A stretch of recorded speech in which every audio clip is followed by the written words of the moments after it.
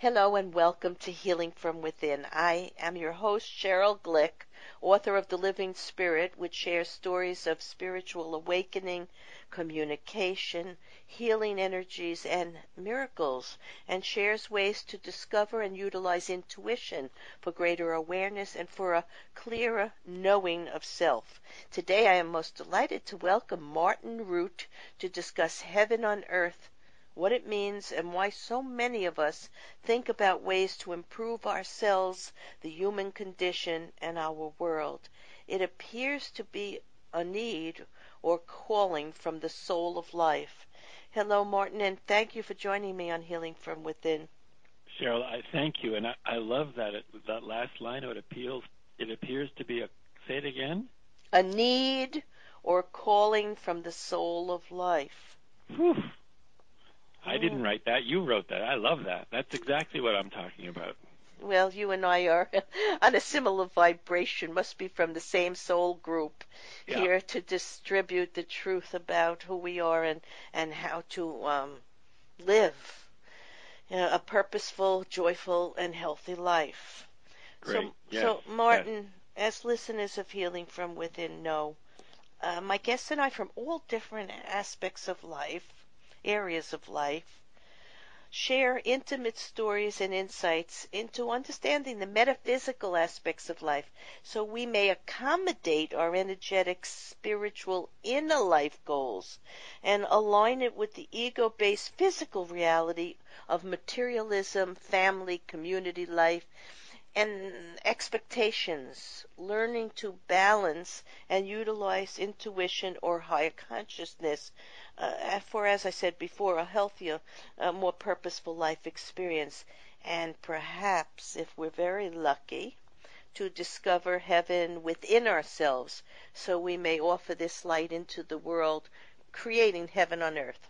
In today's episode of Healing from Within, we will explore the 3 simple questions that will help you change the world and easily provide a simple blueprint for you to discover what heaven on earth is for you and what simple, easy, concrete steps you can take to begin making heaven on earth real. Martin Rutte is the co-author of the New York Times bestseller, Chicken Soup for the Soul at Work. He is president of Livelihood, a management consulting firm in Santa Fe, New Mexico, and works with world corporations and has addressed the Corporate Leadership and Ethics Forum of Harvard Business School. Martin, I always love to ask my guests to think back. You got to go back now to your childhood and remember a person, place, or event that may have shown you or others around you the adult life you might experience and the interests and passions that might call out to you. That is very easy for me to say. I can remember sitting on the front porch of our home in Hamilton, Ontario, Canada, reading the newspapers. I would read like 2 or 3 newspapers a day. And this thought popped into my mind that I'm here to change the world. And it was as simple as that. I had no reference. Nobody I knew was in that arena. Nobody was in the transformation business, even the motivation. I didn't know anything that would have caused that thought to come into my head. And it did. But you also, I read that you're also, your parents were from Poland, your father from Ukraine. You spoke Yiddish. You learned other languages, Hebrew, and I come from a similar background, but I grew up in Brooklyn, New York, and I think what I want our listeners to know is that we are born with a plan, a destiny, and one way or another it will surface in our life. Now, you were younger, but I was 17 when I saw the show Man of La Mancha. Do you know that show? About a man chasing dreams and miracles and protecting people no matter the consequences. And so there was the song, The Impossible Dream, which spoke of reaching for the stars and going where angels feared to tread and to bear with unbearable sorrow and to right the unrightable wrong. A quest, a willing to march into hell for a heavenly cause. And You know, I sang that song or lived that song, and I've lived my life actually doing exactly that. And so, you see, it was there in our childhood, it was there in our heart and soul, and it's a way of asking Spirit, maybe subconsciously, not with our mind, to bring us or bring heaven on earth. And it's really a state of mind that begins for some of us really early on, but for most of us, it's a similar quest, I would think, to find the truth about who we are. So, how did you begin exploring heaven on earth? Well, this I've been doing a lot of, as you said in your introduction, consulting with large corporations, Sony Pictures, Southern California Edison, um, very traditional corporate vision work. And I felt a real pain in my heart and soul at the condition of the world. Mm. And it didn't seem right. And I'd done a lot of work on vision. I'd done a lot of work on spirituality and work. And I remember sitting there one day I was going to do a keynote address and on spirituality and work. And the thought I had was, if every business in the world is spiritual, is that what you want? And I said, no. If we could transform business, because business is the temporal power in the world, we could transform the world. And then this thought popped into my head, oh, you mean heaven on earth? Mm. And I can remember sitting there going, what? You can't say that. And then I thought, well, why not? I can certainly talk to you about hell on earth. That's a permissible conversation. Why can't I talk about heaven on earth? And so that began this inquiry about 25 or 30 years ago about what is heaven on earth? How do we make it real in people's experience, internally and externally? And I just started going around asking people, what's heaven on earth for you? What's heaven on earth for you? And so on and so on. I didn't have a particular answer in mind. I was really interested in just seeing what this field was about. Right. You want to know something about the same time as you? Yeah. About 26 years ago. That's when my real serious spiritual journey began. I had a dream my deceased grandfather in spirit was saying to me, "You have to write something for your father." And I woke up and I said, "What was that about?" And the next day my dad passed and I wrote his eulogy, and so began my awakening because I couldn't forget the connection to my grandfather in energy in that dream, and that made me go forward to want to understand who we were. Because I thought, you live your physical life, you do the best you can, you leave memories behind, but suddenly I realized, no, there's much, much more, and I also had a pain in my heart and was starting to ask questions because perhaps I wasn't fulfilling my spiritual purpose yet. And so after that, I started to hear words all the time and space, heaven on earth.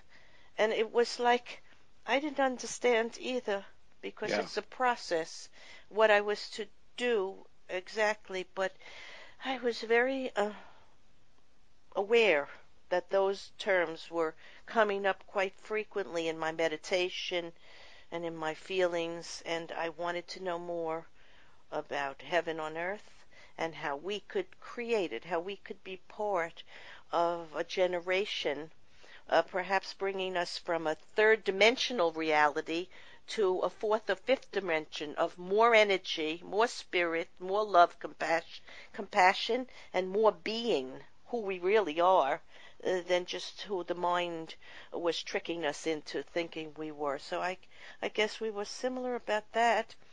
And it Yes. seems like heaven on earth is really such a big, huge idea.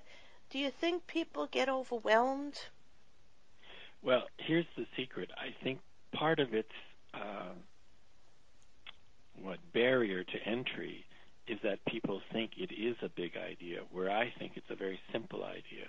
Right. Because I think we have inside of us a knowing of what heaven on earth is for us and a desire to begin making that real in the world. And so that's been the rest of the work. Once I asked, people, what's heaven on earth for you, and so on and so on, I boiled it down to three questions, and I'd love to ask you my three questions and have your listeners answer them as well as I ask them. Can we do that? Sure. All right, so question one, and I'll say it slowly. Recall a time when you experienced heaven on earth. Recall a time when you experienced heaven on earth. What was going on? That's interesting. Well, in my book, The Living Spirit, I write about one day at a meditation group. I had 5 students with me, and we were in meditation. And I suddenly sensed Jesus right to the right side of me. And he was crying, and I found myself choking back tears as well. And he said something to the effect, I have cried for many ills done by unknowing souls, just like you and your group members sometimes cry for the injustice and insensitivity of many. And I had such a feeling in my heart. I cannot even to this day describe it. It was as if Jesus wanted me to know that he and other emissaries of the unseen world are working right by our side for the advancement of humanity, and they impress on all of us that self-love and love for others is always the goal of every soul. So for me, heaven on earth is the feeling within that we are never alone and always loved by the divine. And in that moment, I knew just that. Lovely. All right, let me ask you all 3 questions, then I'll come back and talk about the questions and your answers. You've already partially answered this one, but let me ask you it because it's important in the process here. Imagine that you have a magic wand, and with this in your hand right now, and with this magic wand, you can have heaven on earth. What's heaven on earth for you? I already have heaven on earth because I know the truth of who we are as spiritual beings having a physical life, and I know we're eternal and that there is no death, and that we are here to have more self-love and to serve and to continue to learn and grow in energy and in spirit. And well, I'll tell a little story. It happened only once. But I was driving in the car one day and looking up at the sun, and all of a sudden I had this explosion of warmth within my solar plexus and heart, and it was a true moment of peace and connection to spirit. And there was no reason for it. There was no thought in my head. It was just the joy of being alive. So I guess that's heaven on earth. Very clear. For me at that moment, it was. Yeah. And what, the third question, what simple, easy, concrete step will you take in the next 24 hours to have more of that? Oh, that's a tough one. Well, I will tell you what it is. Every night at 11 o'clock, before I go to sleep, I meditate and I do distant healing, and I send out healing to those I know and those I don't know, and those in spirit, and anyone who is connected to me or aligned to me, who spirit wants me to reach, and sometimes I don't even know them. And I always fall asleep and ask for protection, that I have dreams that will encourage me to move on to the next step of the journey with joy and positivity and compassion and love, and to conquer any of the fears of the day, any of the sadness of the day. If I listen to the news, I'm certainly going to hear things that will disrupt my peace of mind for the moment, but not for long, because I always get aligned, and I know that everything that's happening is not random, and there is meaning and purpose. So I accept pretty much everything. I don't know. Did I answer that question, or I went off on a tangent? No. There is no, the correct answer. So let me go back and talk about the three questions. Question one: recall a time when you experienced heaven on earth. What was going on? What you did was you went right to the answer. You talked about Jesus, the whole Jesus experience beside you, and what that led to. What you didn't do, and what no one does, is you didn't ask me, Martin, what do you mean by heaven on earth? It's amazing to me, Cheryl. Everybody knows. Well, because I know what heaven on earth is. It's a state of being. It's a state of mind. It's a state of acceptance and allowing you to work with spirit. So I wouldn't ask you that question because you and I have already discovered that. I get it. I get it. And I'm talking about the vast majority of people who I ask these three questions to. Okay, yeah. What they do is just answer the question. They don't ask, what's heaven on earth for you? And I think that's very important revelation because it's saying that there's an already knowing within people that's present, and thus they can answer the question. Right. And I think that's very important that we already know. The second question, here's a magic wand, and with it you can have heaven on earth. What's heaven on earth for you? And again, you went right to it. What always happens is people always go right to it. When I do a webinar or a seminar with, several hundred people, and people stand up and start sharing about what heaven on earth is for them, it's so deeply moving. Even they might have different ideas, like, heaven on earth for me is about love, or heaven on earth for me is about ending hunger, or whatever the answer is, they know. And they want that to be present in the world as something normal. But Martin, I think that's because most of the people you're dealing with are searching for this, and they come to you in your seminars or lectures as they come to me, because they're searching for more of this. They're aware on some level, and they want to make sure they don't miss the mark and that they can continue to grow and serve and be comfortable in both their physical and spiritual life. So I think we're already lucky to be working with people who are on this path. There are many others who are not on this path. Right? Heaven on earth is not a goal for them. What is a goal for them is to survive in the material world, to have more, to be more, and to do more. But you and I and many of the people who are listening to this show today are on a different path. We are heaven on earth.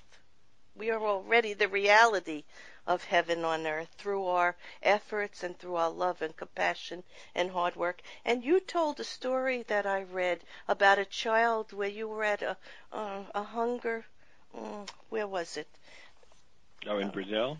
In Brazil. Yeah. Yeah, I was very moved by that. I know you were moved, as was I. I'll tell the story in a second, but I just want to go back to you. I would say, Cheryl, that the majority of people who I speak to or do workshops for have never heard of heaven on earth. Really? Engaging it. I'm more interested in them, to tell you the truth, because if by flipping them, by opening them to heaven on earth, when they really get that it's permissible now, you've unleashed a tremendous amount of energy. Tremendous amount of energy. So yes, I do workshops, obviously, with people who already get it about heaven on earth, but I would say the majority of my work is not in that field. Not at all. Oh. And I'm more comfortable with people who have never heard about it before or are resistant at the beginning. That's more interesting to me. Well, I work with a lot of people who are aware of it because many of them are very intuitive. They're also light workers. They also want to be in service. They're like us. They're out there trying to open people's minds and hearts to the possibility of who they are because they already know, but they want to up their abilities or spiritual awareness to a higher level. So. Yeah. I will talk to that. Given that that's your audience, then I'm thrilled to have all of you as co-partners with me moving this to the next level. And I really ask, given that you are a light worker, given that you listen to this podcast, to ask the three questions. of people. Let's take this all to the very next level, and it is moving in that level. I just want to give you one thing, and then I'll go back to the Brazil story. If you put in the phrase "heaven on earth" in quotes, it has to be in quotes. So quotation, heaven on earth, end quotation, 2018, you'll get roughly 7.5 million results. If you put heaven on earth in quotations, 2019, and here we're doing this around mid-June of 2019. I just did it before we got on the phone here. There's 9.96 million results. So as of mid-June, we are already, Sheryl, at 133% of the entirety of last year. So clearly this is coming in very, very strong. So I tell it's accelerating, right? It is clearly yes, accelerating. Yes. So let me go back now to your other question about Brazil. I was there with a friend, and he took me all around, Brazilian man, and he takes me to this place where in Fortaleza, up in the northeast in the state of Ceará, to this place that I can barely tell you this story. I know you want to cry, right? I do. Yeah, I did cry. It makes me very angry. And so we met with the executive director, Ana Maria, who's I was in love with instantly. And she takes starving children, not hungry, starving children and their mothers, and puts them through a course for several weeks, feeds the children, teaches the mothers how to feed the children, because there's the belief in that part of Brazil that if the child is starving, it must be the will of God. So she has to break that belief system. Anyway, they take me into the room, and there's a young girl about 12 years old. Oh, boy, this just comes back so strong. There's a young girl about 12 years old on the floor, and she's got cigarette burns all over her body, and catatonic, not willing to, or able, I don't know, didn't speak. And, of course, I don't speak Portuguese. And I just sat there stunned that somebody could do this to a child, to anybody, but a 12-year-old girl, to burn her with cigarette burns so that she was catatonic. And I didn't know what to do. I gave her a little stuffed doll, and, she recoiled just at that. And so, I couldn't even reach out to her. And so I thought, okay, well, the only thing I know what to do here is to just transfer a thought over from my mind to hers. And I just said, I didn't even know her name. I apologize to you for this. This is wrong. This should not have happened. And that was it. And I walked out, and with my friend, and my knees were gone. I could barely stand. I understand. Yeah. The look of shock on his face, and she was one of the impetuses for heaven on earth, because this was looking at a hell on earth. And yes. Part of heaven on earth, part of creating heaven on earth, is cleaning up the hells on earth. Well, yeah. As an intuitive healer, and I use distant healing, not long ago there was a boy thrown from the third floor of a landing, a mall in Minnesota, and I saw his face on Twitter, and I started to send every day healing. I was crying just to see what had happened to him. And 2 weeks later, I saw on Twitter that he was alert, and I knew he was going to live and be well, and it was a miracle. And past the hurt and anger you and I are describing here in two different situations with children, we really must choose to create heaven on earth and healing, and love is the way. And you did it instinctively. I do it all the time in dealing with tragedies. I worked in the New York City schools. I saw children like you described, maybe not as bad. That was a very, very severe situation that you described. But I saw and felt much pain. So can you give us your final thoughts on how you wish people to start thinking about heaven on earth? Well, a couple of ways. I'm still, you can feel that story still gets me. Not very many people ask me to relate that story, and I can see why. Yes, now's the time. Now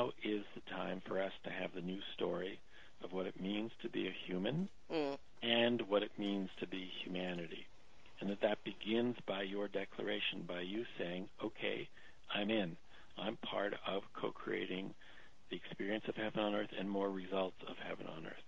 There's a couple of ways. If you want to connect with me, you can go to projectheavenonearth.com, projectheavenonearth.com. There's a free 7-day course. You'll get a weekly blog, all for free. You can go to Amazon. In my book, Project Heaven on Earth, the 3 simple questions that will help you change the world easily is there. And in that book, you'll go through the 3 questions, answer them for yourselves. And then as I've asked those questions over and over and over and over again, Sheryl, I have discovered 7 different gateways, major gateways into heaven on earth. I devote a chapter or more to each of those, so by the time you're finished reading the book, you will know what your simple, and I underline that word, simple, heaven on earth project is, and how you can make that contribution to your life, to your family, to your work, to your nation, and to our world. Yes. So I would say heaven on earth begins one by one within each of us, and then we shed that light and that awareness out into the world, reaching other people. So I want to thank you, Martin Rutte, author of Heaven on Earth, for sharing your 3 questions as an approach to change first ourselves and then the world, and for your passion in being part of this powerful movement for people to connect to a deeper level of awareness and consciousness of eternal soul energy, which allows us to remember and to know the power within that is love and compassion at its purest level. Finding it and sharing it brings heaven to earth. Join Martin, myself, and others in this journey to the truth of our being. To purchase this book, go to projectheavenonearth.com. In summarizing today's episode of Healing from Within, Martin and I have shared a growing awareness of the possibility of the new life we are creating with each new awareness, and the new story that we're creating, of the energy of soul breath and the hope for many new people and many more people to awaken to the infinite possibilities for healing and growing into the best version of themselves. As Martin revealed, we know we have it within ourselves to tackle the overwhelming problems of the world. The human spirit has already sent and returned a man from the moon, knocked down the Berlin Wall, stopped smallpox and leprosy epidemics, brought about a peaceful transition to democracy in South Africa, but there's still more to do there, invented the Internet with its endless possibilities, and we also know that there are infinite challenges to be overcome with that.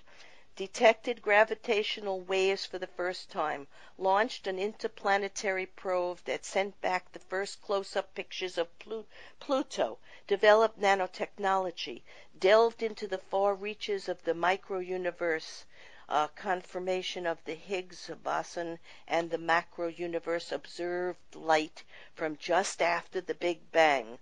Accomplishments such as this and so much more are a testament to the human spirit and the positive, caring, and creative part of humanity's history.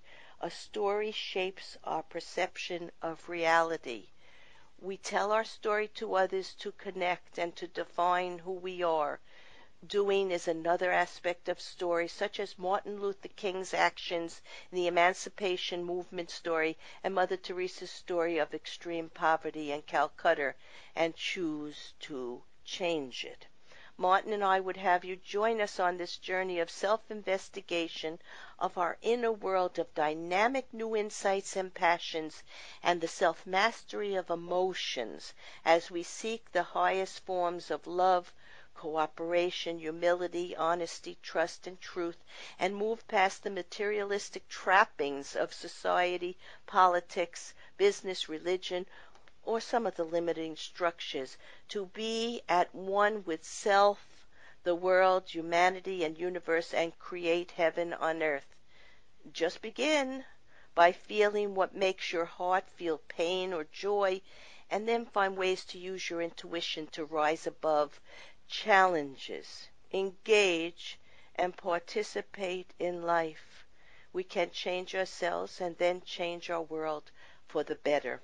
I am Sheryl Glick, host of Healing from Within, and I invite you to visit my website, SherylGlick.com, to read about and listen to the stories of visionaries, metaphysicians, energy healers, psychologists, educators, authors, world leaders, and indeed people from all walks of life, as we share an awakening process of enormous potential for these challenging, changing times and for the evolution of our personal and collective lives. Shows may also be heard on DreamVision7radio.com and webtalkradio.net. Thank you for listening.